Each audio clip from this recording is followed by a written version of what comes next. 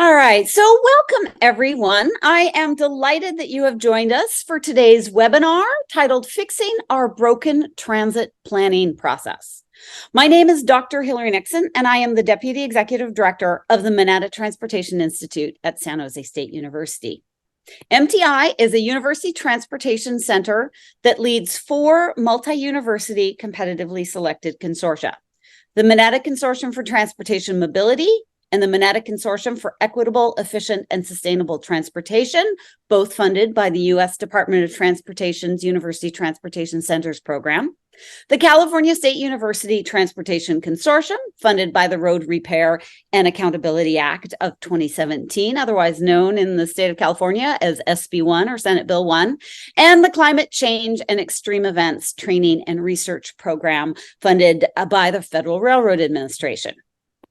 MTI's mission is to increase mobility for all by improving the safety, efficiency, accessibility, and convenience of our nation's transportation system. Today's webinar examines a critical and sometimes difficult topic: fixing our transit system. In the U.S., the transit project planning, development, and implementation process has long struggled with increasingly complex costs and seemingly endless delays. Why? And more importantly, what can we as transportation professionals do to fix this? Should we focus on accomplishing individual projects or on achieving broader outcomes? How can we mend a fractured system? So let's explore some of these challenges and solutions together right now and shift our attention to today's expert presenters. What I'm going to do with today's webinar and our panelists is ask each of them to do a brief self-introduction, and then we'll get into the moderated discussion. So for our panelists joining us today, we have Alison Black, Eric Goldwyn, Sadie Graham, and Joshua Schank. And I'd like to ask each of you to tell us who you are, your current role, and your experiencing working around today's topic of discussion. So let's start with Alison. All right, there we go. Make sure I'm unmuted.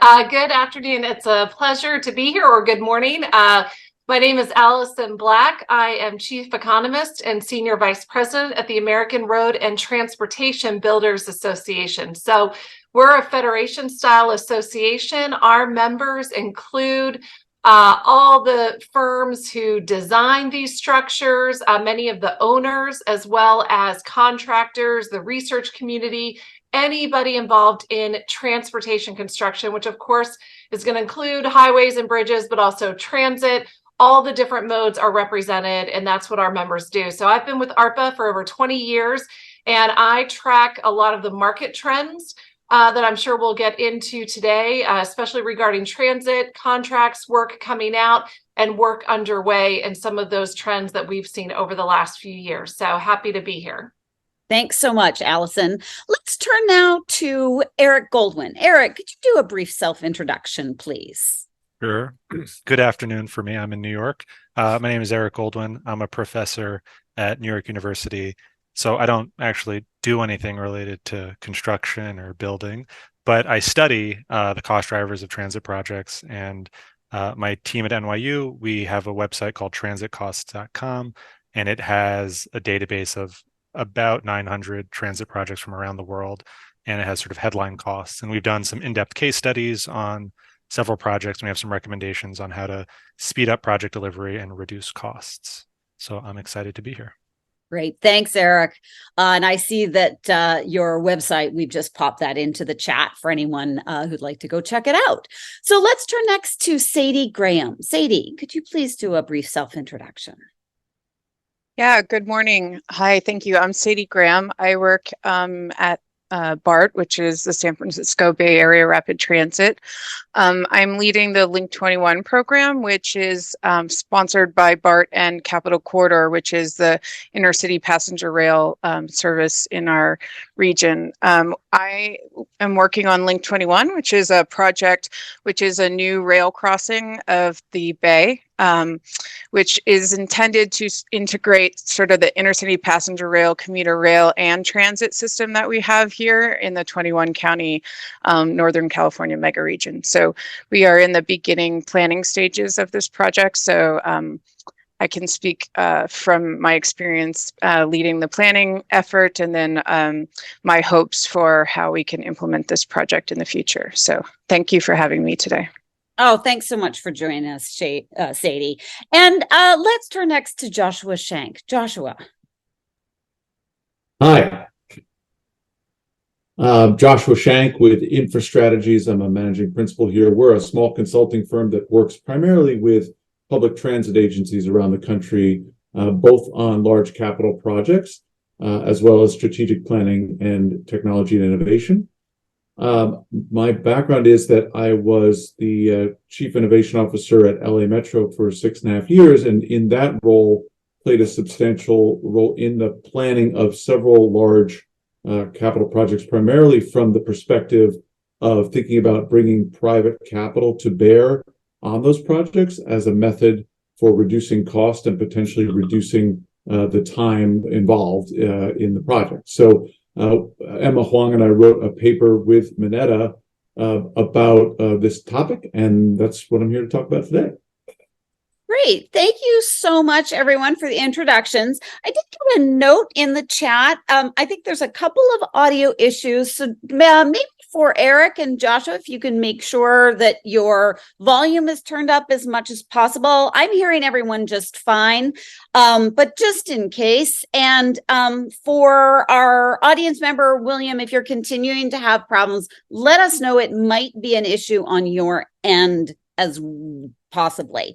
So I think what we'll do is we'll set this up with a couple of framing questions. We also have a series of questions that many of you submitted when you registered for the webinar. And then also please do feel free to put questions in the chat.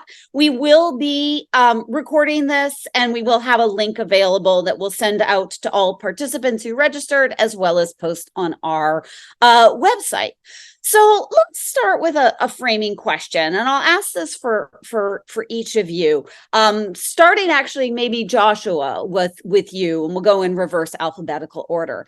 So the cost of transit projects across the U.S. continues to increase, and there never seems to be enough capital to fund what transportation, a pillar of our country, needs. So why is this an issue in the United States, but maybe less so in other countries? Well, there are multiple reasons for that, and I think Eric can detail some of them. But one of the things that I've observed in my time working at a large transit agency that has a very large capital program is that many of the costs escalate during the planning process itself. And there are lots of reasons that happens. In the United States more compared to other places. One of them is that we do tend to live in a more litigious society, and one that has more decentralized planning. And the combination of those two things means that anytime you're trying to build a new transit project in a developed urban area, you're going to face people who are objecting to the change to their built environment, and that have can easily use litigation or other means to slow down the process. However, it also, some of that issue and some of those challenges can be improved if the transit agency were to take a slightly different approach. A lot of the times what I've seen during the planning process is that a tremendous amount of effort is made to accommodate a lot of the opposition, a lot of the challenges that are going to arise. But that effort, as it is currently conducted, does not necessarily avoid those challenges, and in fact can build in and create higher cost and more time for the project rather than the desired effect, which we would hope would be the opposite. Right? Thanks, Joshua. Sadie, how about your thoughts on this? You're knee deep into a mega project right now. What do you think about kind of the cost of transit projects and the impacts here in the United States? Yeah, I have a lot of thoughts. I appreciate Joshua's point. I guess I would frame it maybe a little bit differently in that I mean, being in the planning process, we're we've taken an agnostic approach to really design what we think is the best project. And I would argue that some of those community requests that surround the infrastructure projects actually are part of the project. And so I think, there's a little bit of blurring of the transportation and land use, and obviously who's responsible for implementation and funding. But I do think there's this maybe discord between the actual project and then the things that are needed to support the project. And often the community should benefit from the project, and we should take that into consideration when we're planning the project. So, I mean, I think that in planning, I've been very reticent to actually talk about costs because I don't know what the costs actually are yet. And once that becomes a sort of point in time, then there's only an argument of why it's going up or down along there. And so I think, I guess I'll just stop there. And one more thing. I will also say, I think that we're actually trying to catch up from the investment in infrastructure. I think in our country, we we went really strong after the Great Depression, but then, we tiered off and we, at least transit infrastructure, and maybe invested more in freeways. And we have a lot of catching up to do. So. Thanks, Sadie. Eric, let's talk to you on this topic. Sure. So I'm going to back up just a little bit. And I think sort of the primary challenge is one of governance, which I think both Joshua and Sadie have addressed.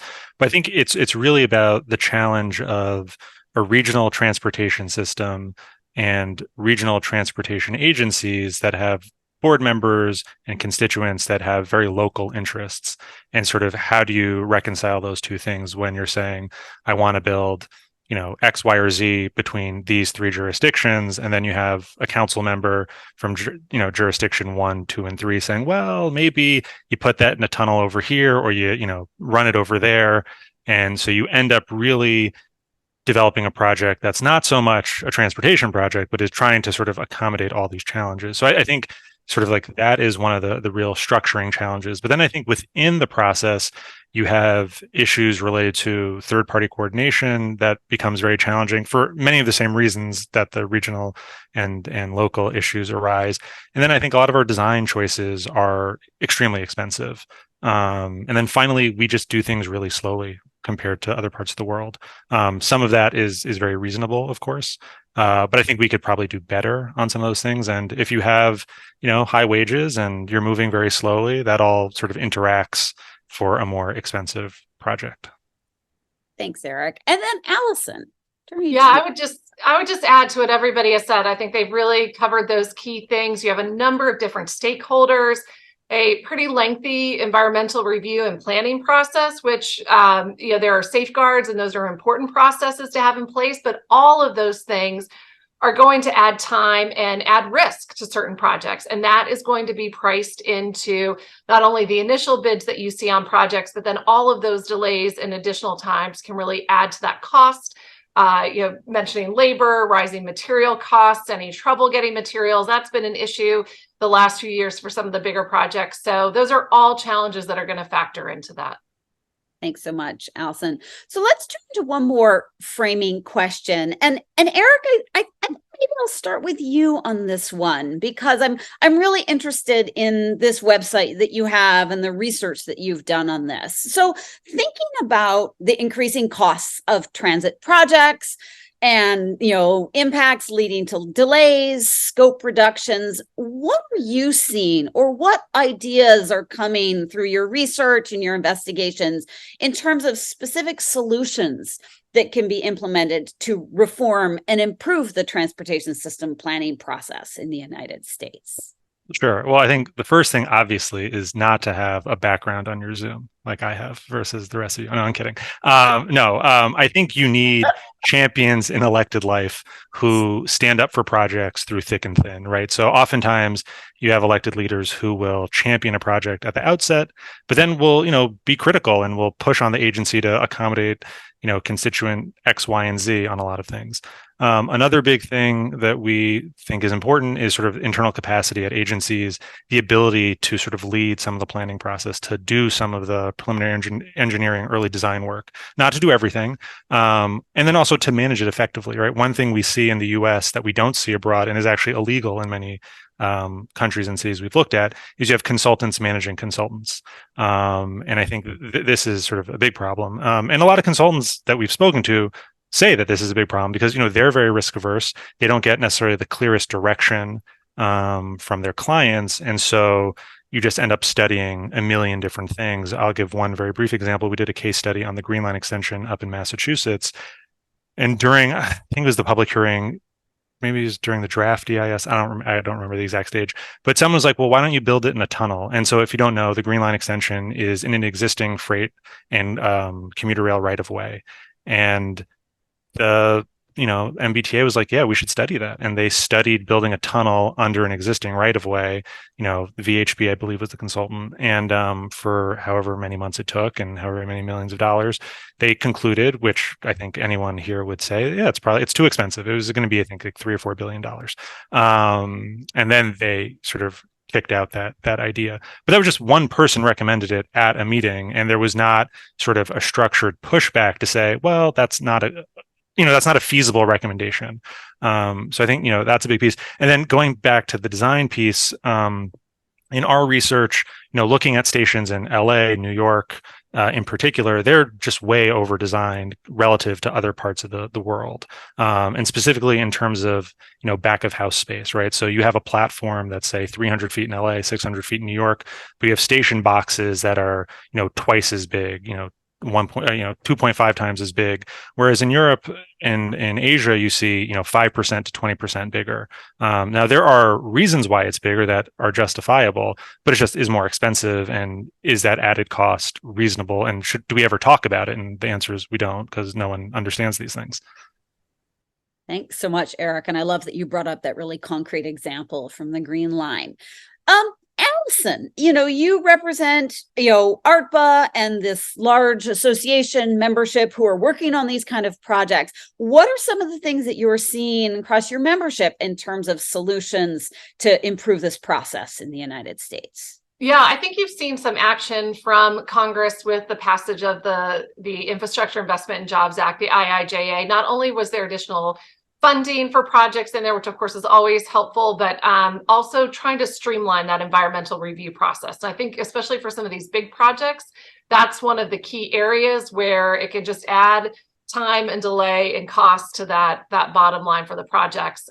So I think that's one of the main things that we're seeing. And then, I think the real challenge right now and the real concern on our part is that there is a lot of ongoing work, but these are very capital intensive multi-year projects. And the concern after COVID is that we've seen a big decline in kind of the new starts for transit on what's being planned. So we've seen that drop from about 11 billion in 2019 to just $1.5 billion last year. So while work is ongoing, there's that pipeline, that funding, and as some of these agencies recover from the operational side and some of the challenges with COVID, trying to get some of that investment back online to get those projects lined up for future work. Thanks.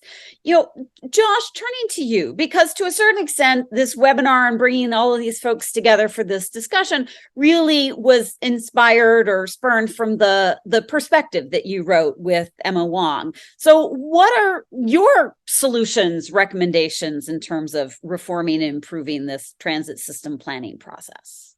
Yeah, so I can summarize some of the things that we touched on in the paper. The first is that part of it starts with the beginning of how are you raising the money and what are you promising people, right? And a lot of times what I've observed is that we promise people specific projects. I've seen this at the federal level. Alison knows it well, right? With earmarks. We've seen it at the local level with ballot measures. We say, we're going to give you this project if you vote for this thing. And the problem with that is that that's not a planning process. That's just, electeds want projects, or people want to bring home the bacon, or whatever it is, as opposed to what is the actual best, most cost-effective transportation solution to this problem. So a lot of the issues stem from how we're raising the money in the first place. The second thing that we identified is that in this country, in public transit, we have meshed the environmental and planning processes together, but that is not necessary. That is not a requirement. It's just that we're using the environmental process as a planning process. And the problem with having those two things mixed together is that the incentive of a planning department or a planning agency is typically to get through the environmental process, to clear the project so they can move to construction. But the right incentive should be to get the best outcome for the amount of money available, right? And so those are two different things. And that confusion happens in part because we've confused a planning process, which really should be about getting the best project for the available funds, with an environmental process, which is about getting a project approved. And you can separate those projects. And in fact, they are often separated on the highway side, but in transit, we tend to combine them. And then the third thing is that we often find that transit projects are planned without fully accounting for the operations and maintenance of the project in the future. And we've seen this. There's not a single transit agency in the country that hasn't run into the problem of deferred maintenance, not taking care of their infrastructure, and that, of course, increases costs over the long term for everybody.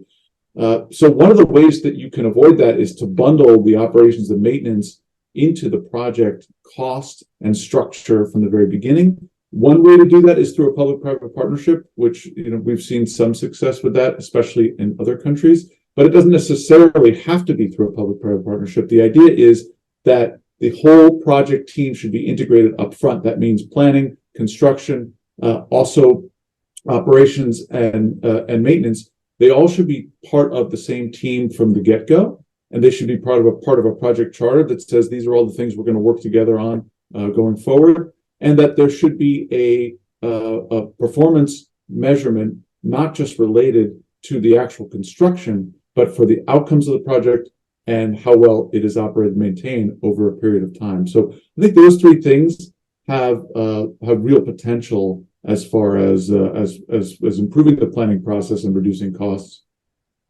Thanks so much, Josh. So, Sadie, maybe you could bring in your perspective either with examples from Link 21 or some of the other work that you've done. How do we solve some of these challenges? Well, I wouldn't say that I'm necessarily solving them, but learning from all of the the good knowledge that we have. I think really picking up on what Josh was saying about the project, we really need to be looking at the outcomes of the project, and I agree with that. The way we are doing this is we have a business case process that's driving the evaluation of our project. I don't have a project. I don't have an alignment yet. I don't even have a technology. And partially, I'm sure that infuriates some people, but partially it's because I'm trying to build that project understanding the benefits. So how do we achieve the goals and objectives that we've set out for the project? And so this business case has 4 different cases where we're measuring how the project achieves the goals and objectives, which is a strategic case. Then there's also, similar to what Josh was saying, the deliverability case, so that we understand what it's going to take to operate and maintain, what are the risks for delivering it. And then in addition, we have the financial case, which is really what is like the return on investment for the cost. So all of these things that, like I'm saying, is we're doing this up front so that when I can get to that recommended project, that will then go into environmental review, because I totally also agree with that point. Then what we're doing is actually we have a project that we've already defined through a planning process, and then we're using the environmental review for what it was intended for, right? Which is to mitigate environmental impacts.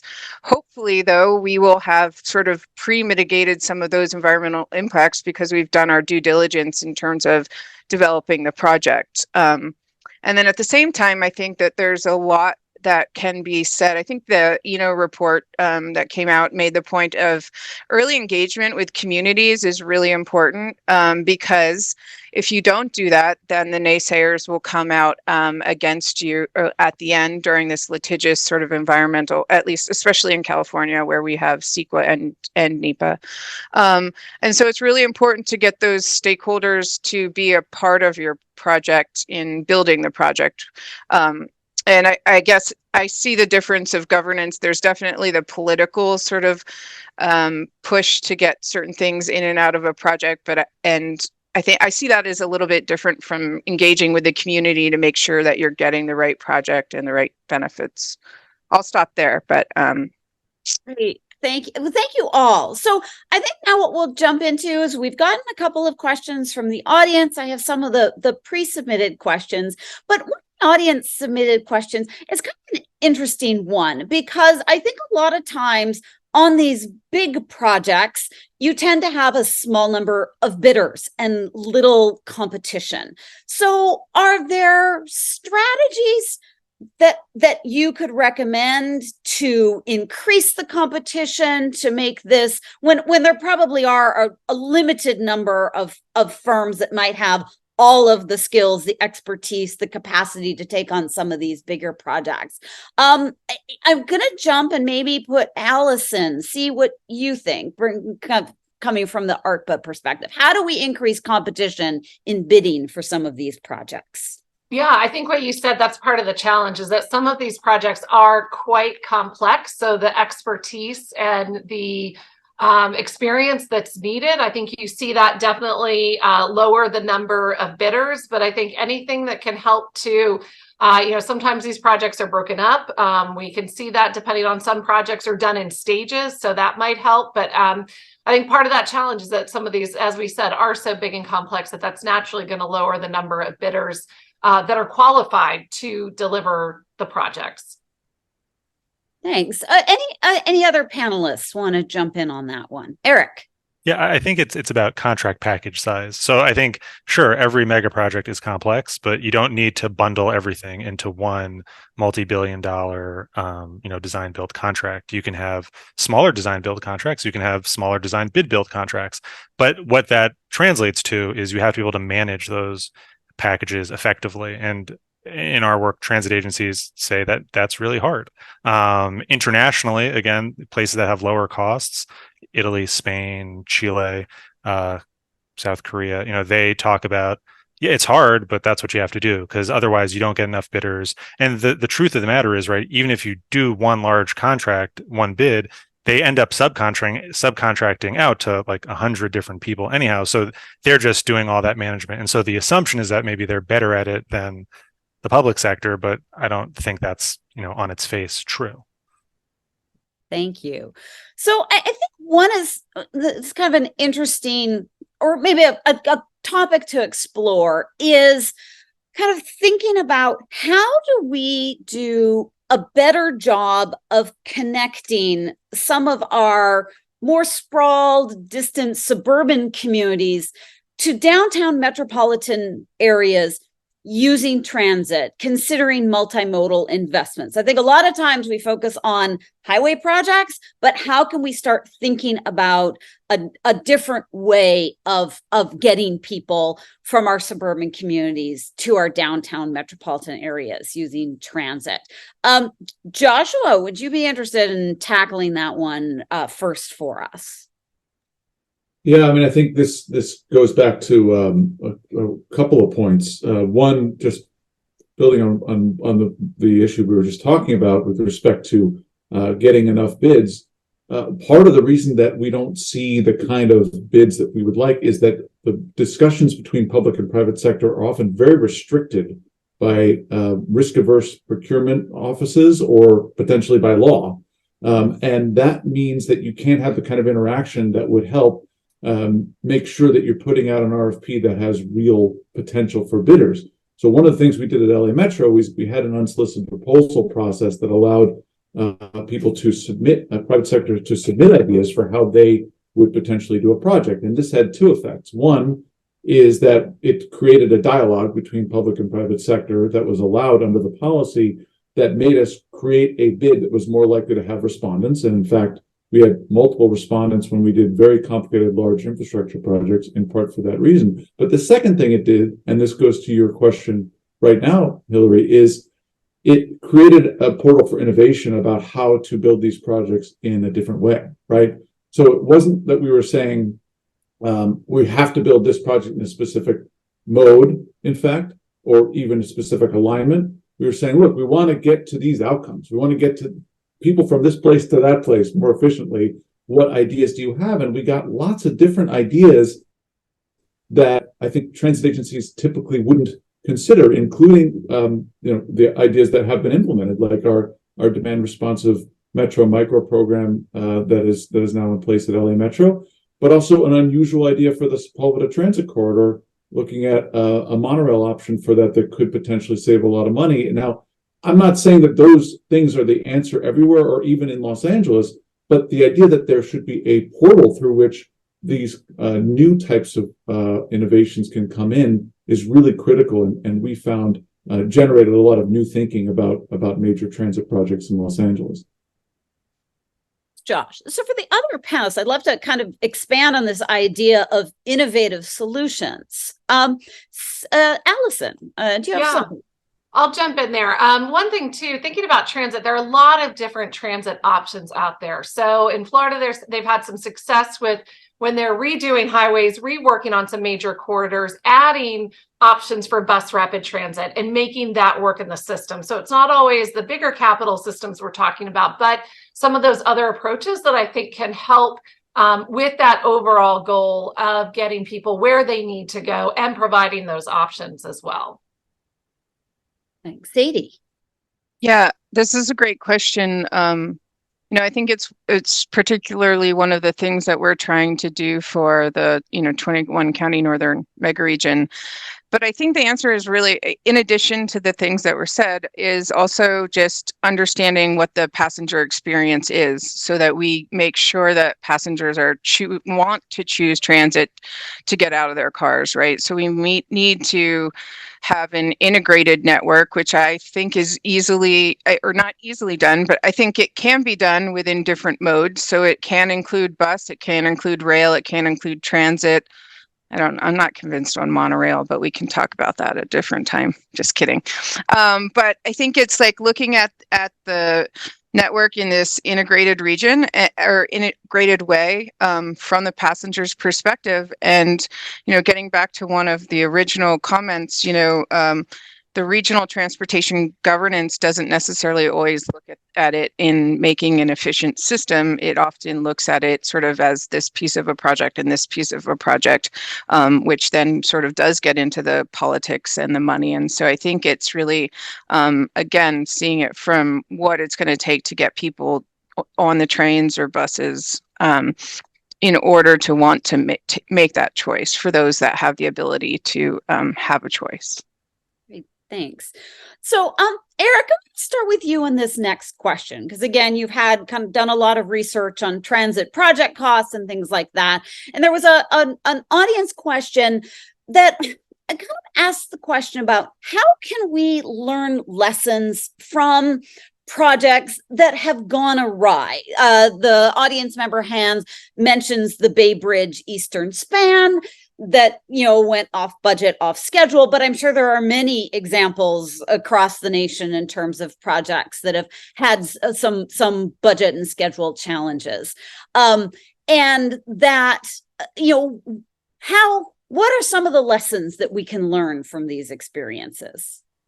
Yeah, well, as the professor, I think there's always something to learn. And so I think with projects that sort of have gone off the rails, so to speak, I think, one, figuring out what happened, what were some of the issues, I think in some of the projects I've looked at, the Green Line as an example, because that was a project that was essentially canceled and then sort of rebooted because the cost just kept going up and up. A lot of things had to do with sort of taking on sort of additional design scope and additional scope just in general, rather than having sort of a firm hand and saying, okay, this is the scope and we're moving on. Once, they got in their full funding grant agreement from the federal government. But also, once those projects are actually able to get delivered, it really crystallizes and galvanizes focus and energy and sort of that idea that we got to get this thing done, and everyone sort of starts rowing in the same direction. And I remember talking to someone who worked on that project, who said that they had a lot of trouble sort of working with sort of the localities on, work window restrictions or all kinds of things that pop up in local permitting, not NEPA, but the local permitting issues. And once the governor had come out and said, okay, this project is just not going to happen if we continue down this path, it sort of allowed the project manager and the director of the program to say, we have no margin for error here. Like, every dollar is precious, and we have a scope. Everyone's agreed to everything. Like, you need to honor your side of the bargain. And I think that getting that cooperation at the regional level is something that is not at all appreciated. And I think people here appreciate it, but I think just how difficult that is, and sort of getting over the life of a project to get that is, I don't think there's anything more valuable that we can do. If we could figure out how to hold regional partners accountable and to get that buy-in and to maintain it, even when things look terrible, I think that would be sort of that's the biggest lesson to learn from things that happen internationally that have been successful, and from some of the challenges that we've had. Thanks, Eric. Anyone else want to hop in on that question? So, lessons learned from projects. Yeah, Josh. No, I just tell it an anecdote. One time I was talking to a transit agency about past projects and said, it seems like a lot of projects have taken longer than expected and been over budget. And he said, no, that's never happened here. And I think, that speaks to the fact that transit agencies or public agencies are often reluctant to do a look back and say, hey, what do we learn from this project? I think that is just absolutely critical. It should be part of any project process, is to get lessons learned afterwards, so you don't repeat those same mistakes. But I got to tell you, it's not done very often. So there's hold on, I have to interrupt. Yep. Nope. So Joshua and I were at a conference together recently, and he said the most amazing thing. He said, so at transit agencies, oftentimes people will say, this is just how we've always done it. And then his response, which I am stealing, and I recommend all of you steal, is say, how's that working for you? Because I think sort of like that breaks the sort of, inertia and the stasis, and helps sort of break through into, being reflective about sort of how those things work for you. Anyhow, I'll stop. No, I love it. Thank you. So there's a question that kind of, and we've had a couple of audience submitted questions, so I want to kind of merge them together. But it's this idea of understanding and responding to and adapting to changing travel patterns. So we had a pre-submitted question that really asks about kind of what is the role of travel demand question. And then David brought up, hey, wait a minute, we had COVID, it changed patterns. Is it true that we're still experiencing changing patterns in terms of whether folks are still working from home, who is working from home, where are people needing to go to and from? So how is it that we as, agencies in the transit planning process, building these large project delivery, how do we be flexible and responsive enough to address changing travel patterns and things like that? Let's jump in on that one. Sadie. Yeah, I guess I'll just comment, from the Bay Area, we've had some of the slowest ridership recovery, I think, in the country. And I think, my personal perspective is this is related to a lot of land use decisions that were made long before I called myself a planner. But I think that what we have seen is that the return to ridership has shown that people are using it less for the commute-centric focus, right, which we would expect, and more for entertainment or going to schools or some of these often longer journeys, which is something BART was very focused on office workers. Yes, I would agree with that. Sorry, got distracted by the chat.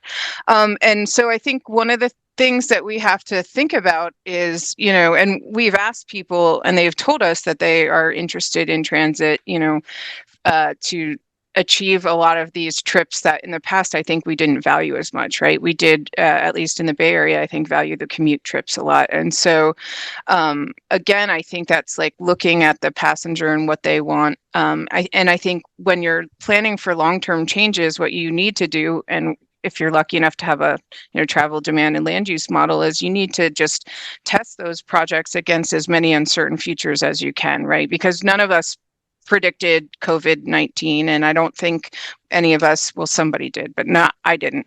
But I think there's many possibilities in the future, and the goal is really to develop the project that is most sustainable for the most number of futures, right? I think if we get too caught up on how do you plan for the future, we're never going to plan for the future, and then we're going to be, in this sort of catch-up response all the time and not providing the sort of environmental sort of options that we need to get people off the roads. So, great.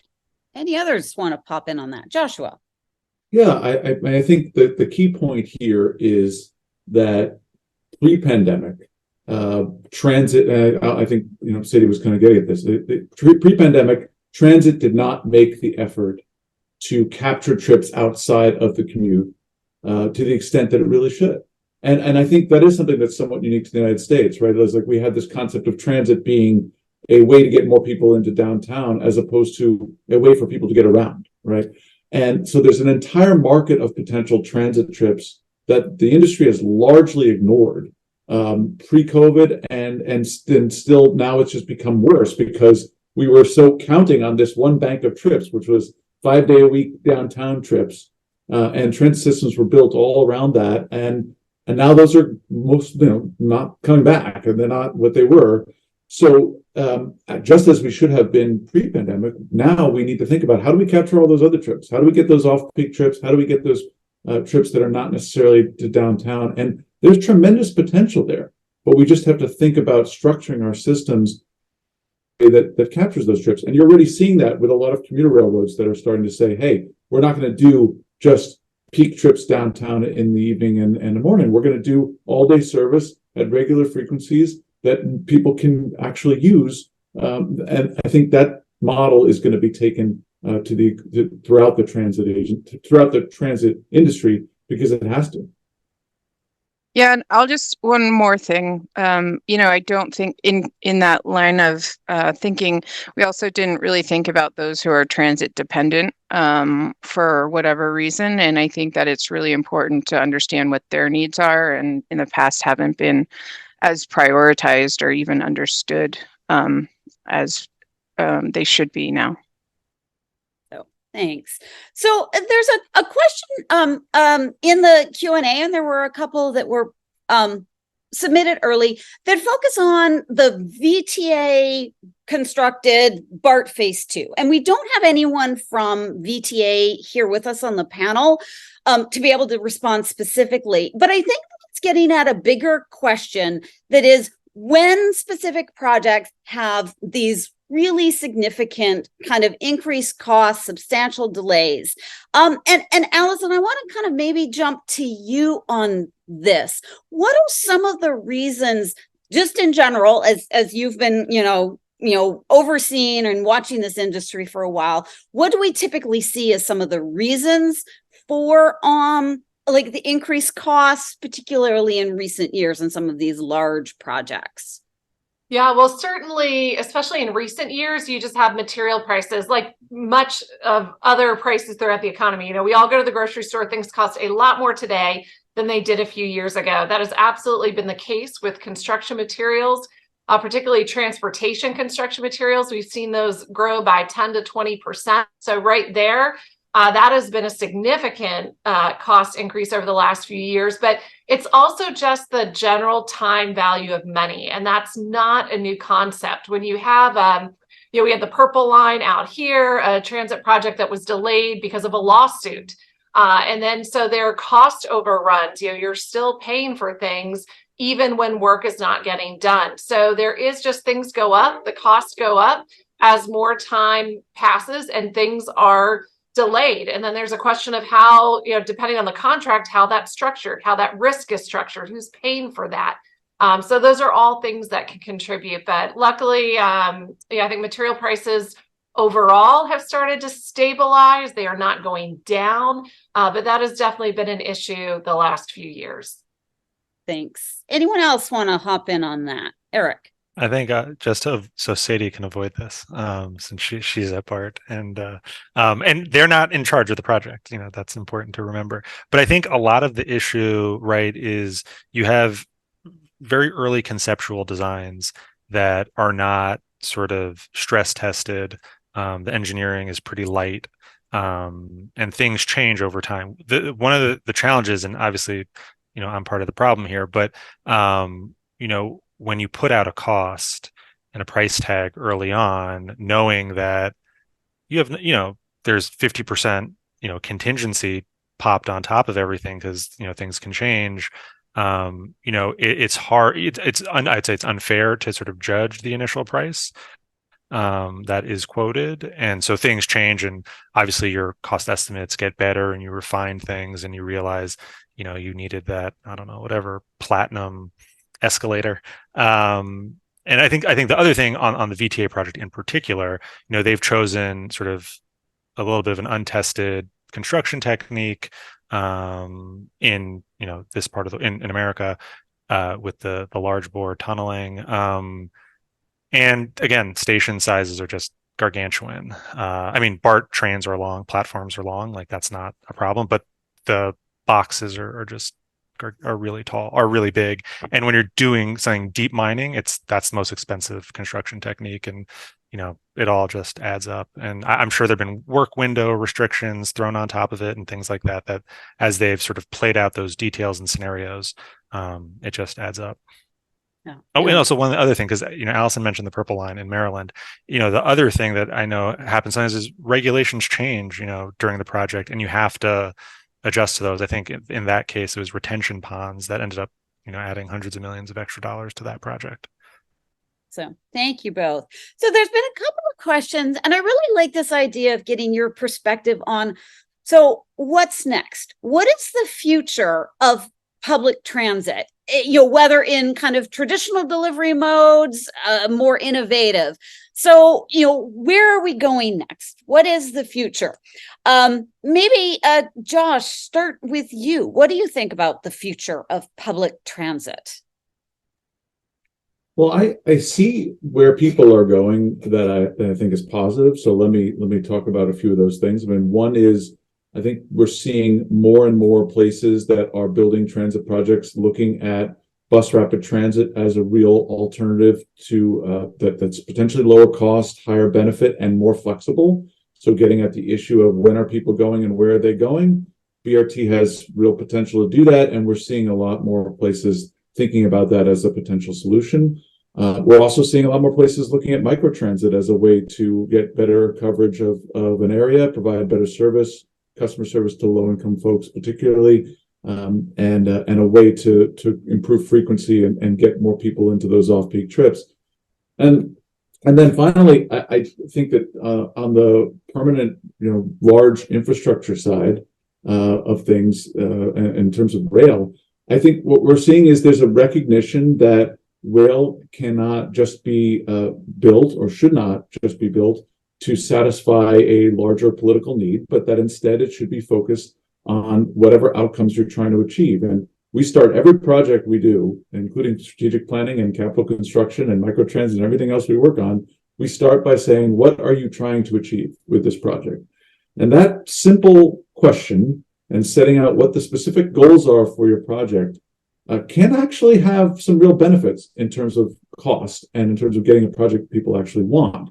And if you let yourself be driven too much by by the politics, which of course is going to be inevitable to some degree. But if you at least are transparent about what you're going to achieve from the very beginning, you can always point back to that and say, well, okay, we were increasing this cost. Does that help achieve this larger goal that we all agreed on?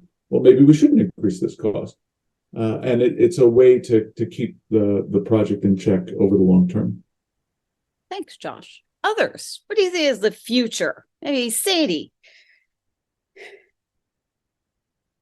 Sorry, I lost my mute button.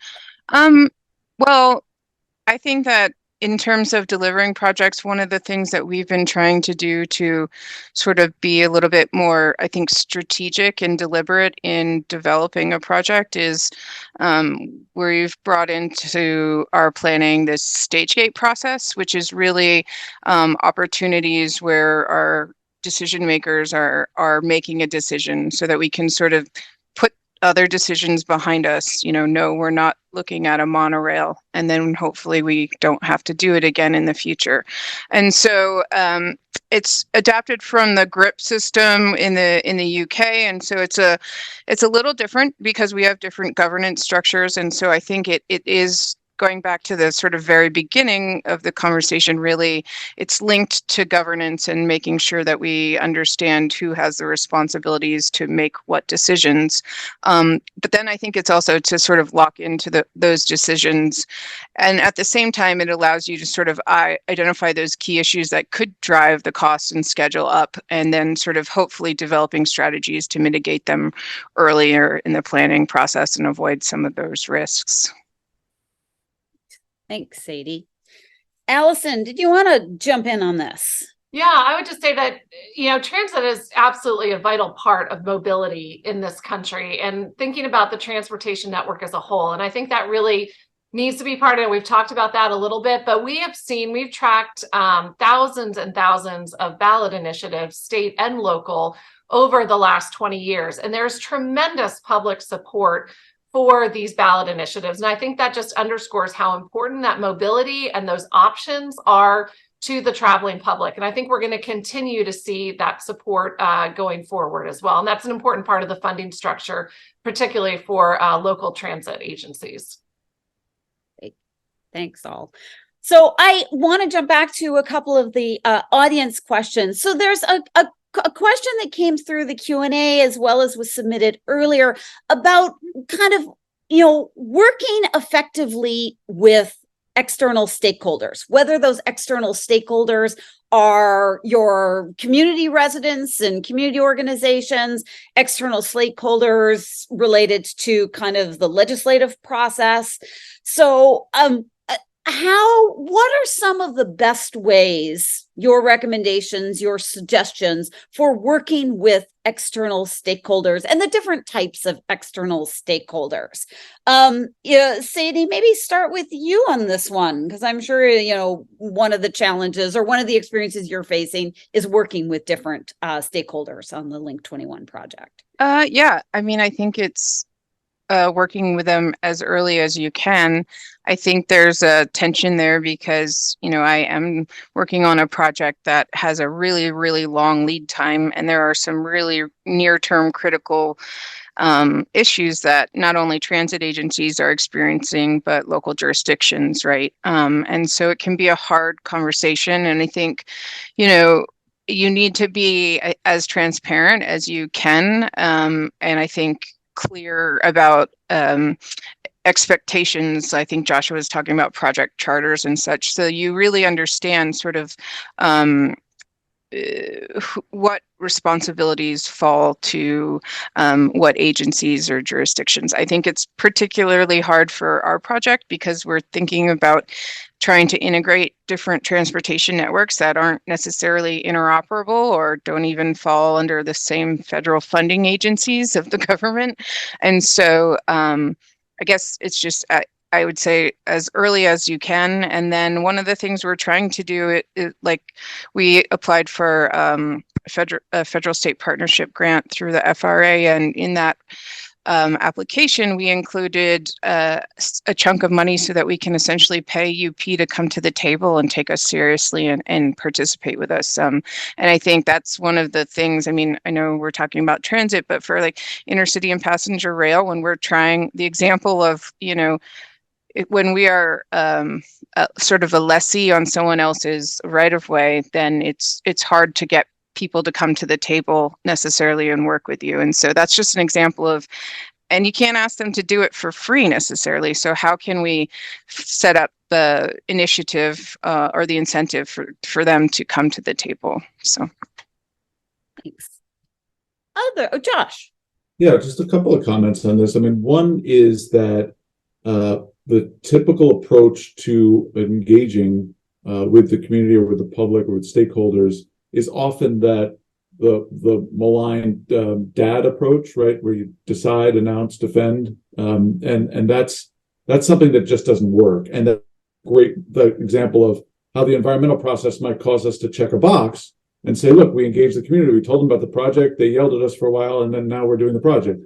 That's not actually helpful engagement. Real engagement, genuine community engagement should be about saying, hey, what are the problems we're trying to solve? Can you help us figure out how to solve them? And I think that goes a long way towards actually getting somewhere. For example, using workshops rather than a presentation is a great way to start. Just to say, look, we're all here together. Let's talk about how we're going to do this, as opposed to a big presentation about the grand solution that the public agency has come up with. But that said, at some point, when the community engagement has been done, there has to be strong leadership within the agency and from electeds to say, okay, we've done that, we've talked to people, and now we made a decision, and some people are not going to be happy with that decision. So often I've seen many communities where people are reluctant to move forward with a project because they feel like one person is not happy with it, or maybe because that one person is powerful enough to stop the project. And those types of situations are just going to increase cost and create more problems. So there has to be courage on the part of transit agencies to say, hey, we did the work, we really met with people, we got involved, and this is what we came up with, and we're moving forward with it. Thanks, Josh.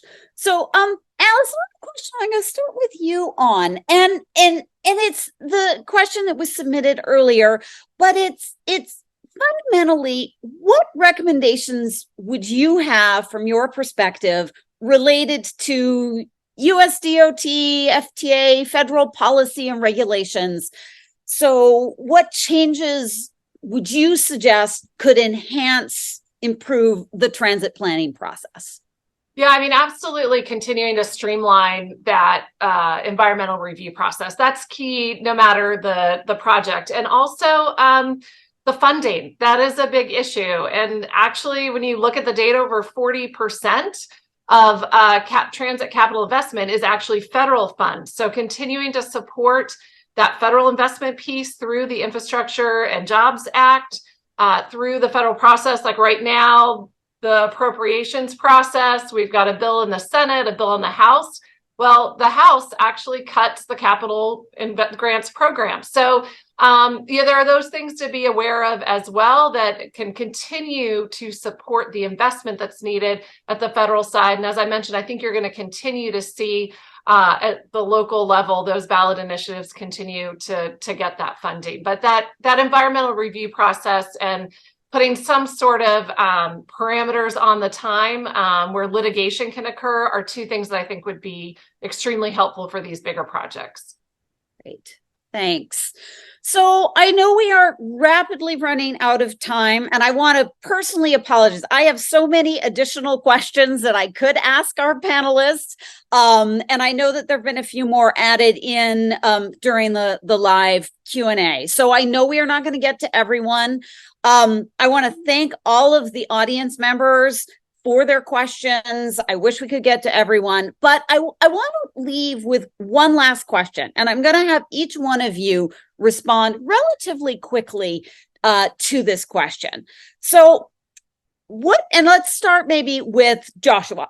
So what can be done now when we walk into work tomorrow to improve the transportation planning process, improve our nation's critical transportation infrastructure? Yeah, the top line thing would be that every project should be thinking about who they're building it for and what they're trying to achieve, and relate that back to everything you do. And if you're not doing something that achieves the goal that you've set out for the project or helps the people you're trying to build this for, then maybe do something else. Thanks, Josh. Eric, let's hit your response. I think it's, giving agencies, staff to manage these projects effectively. I think it's bringing in people who've done this stuff, right? A lot of our cities that are building transit don't really have a lot of it and don't have sort of the experience and expertise. I think, we need a lot of help figuring out how to actually do it and then learning from those people about, what is the best way to proceed. Thanks, Eric. Sadie. Eric stole my thunder. I mean, if I could walk in and hire, 10 more staff, that would be awesome. And I think, partially that is related to the money and the color of money. Capital funds are what are funding my project. And if you bring on a capital employee and you have uncertain funding future, you have them, but you don't necessarily have a secured source of money to pay them with. And so that is one of the reasons why we contract out to consultants so often. And I think that, more secure availability of funding, especially for project development, this pipeline of projects, so that then we can, build the expertise in the delivery is really important. Thanks. And Alison, last word. Yeah, in addition, I'm an economist. A lot of it comes down to the funding, as I mentioned. I think that's just a key thing to keep that support there. Yeah, I'll just leave it at that. All right. Well, thank you all. Thank everyone for joining us today. Alison, Eric, Sadie, and Joshua. This was a great conversation. I wish we could keep going. The webinar will be recorded and a link will be sent out to all registered participants as soon as it's ready. And we certainly hope to see you at future MTI webinar events. Thank you, everyone. Have a great rest of your day. Thank you.